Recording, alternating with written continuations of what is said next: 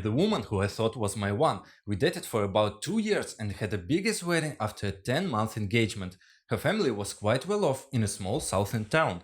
We were both continuing our education and I was also working to support us. I was pursuing a master in engineering while she was finishing her doctorate in anthropology. Over the summer, an opportunity came up for her to make some extra money going as an aide on a religious studies trip to Jamaica. I didn't hesitate when she asked me about it. I mean, she was going to get to visit Jamaica and get paid for it. I saw no downside other than missing her being at home for 6 weeks. Little did I know at the time, but she had been fucking the professor. He had hung out with us, smoked my weed, and drank my fucking beer. I considered him a friend who arranged the trip for a couple months, and it was a getaway for them to bang all over the island. I, clueless and happy, went about the weeks while she was gone, taking extra shifts so I could match what she made in our account and surprise her. What a dipshit, right? One of the students from the trip actually seeked me out to clue me in. I didn't believe him until I started looking for evidence on my own. I broke down and checked her texts while she was sleeping, and nothing was there. There were a few VMs, so I decided to listen, and there it was, a message from that giant asshole saying how exciting it was that I almost caught them.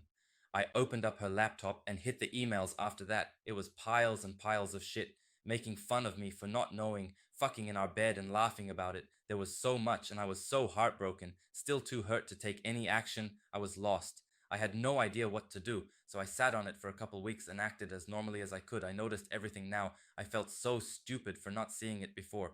So many signs. One stuck out in particular. I noticed that our stash of homemade weed lube, if you've never tried it, I highly recommend giving it a go, was going down even though we weren't having sex. It was obvious they were also using the fruits of my labor to get off more effectively. This really pissed me off, like unreasonably so, Hulk fucking mad. It finally all hit me. I was a goddamn joke to these assholes, and they were using the lube I made and fucking in my bed. I didn't hurt anymore, I just wanted to make them hurt. So while she was studying at the library, I made a new batch of lube.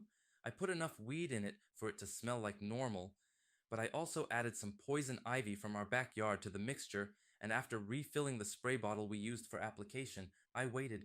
A few days go by, and I'm working extra so I can be out of the house more, and bam, bait taken. That night, after she goes to sleep, my plan goes into action. I sneak her phone away and delete my contact while replacing his phone number in his contact as mine. I go to bed but can't sleep because it feels like I'm 5 and tomorrow is Christmas. Dawn arrives and she's in the shower. I get a text. I'm super itchy. Are you okay? Now, Lord, now is my time. Look, I thought it had cleared up, but I guess I had a flare up. I'm sorry, but I've got herpes, and I guess you do now too.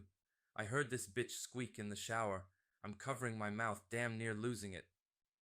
I went on to tell her that it was time to end things now. A new semester was about to start, and I kind of have a little crush on another TA. I wanted her mad. This is a woman that never got told no growing up and never had to deal with rejection, let alone from a balding dude in his 50s with herpes. When she got out of the shower, it was obvious she had been crying, but I could see the anger in her eyes. I could see how uncomfortable she was, squirming at the table drinking coffee and mulling the situation over. Another little nudge is what she needed. The reply she got to her pages and pages of anger and sadness was, "Thanks for the good times, but can you keep this a secret between us? I don't want to ruin my chances with anyone else." She's flush with anger now, just seething. She gathered her keys and headed out the door without even saying goodbye. I knew where she was going. I booted up her laptop and set it to reformat, deleting her dissertation and any notes pertaining to it before following her to campus. I parked a few lots over and rush over to his office where I find her screaming at him for giving her herpes. There's lots of people there, professors, aides, students, other faculty. I'm dying.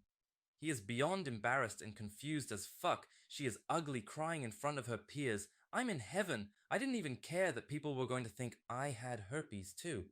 The fallout was apocalyptic in their department. He lost his job due to code of conduct at the university. We got divorced the following year. State law was we had to be separated for 1 full year before being granted a divorce. I got to keep most of the assets, primarily savings and not a ton, but I worked for it. She never finished her doctorate, and went on to be a perpetually pregnant housewife that sells Herbalife on Facebook, and he teaches high school now.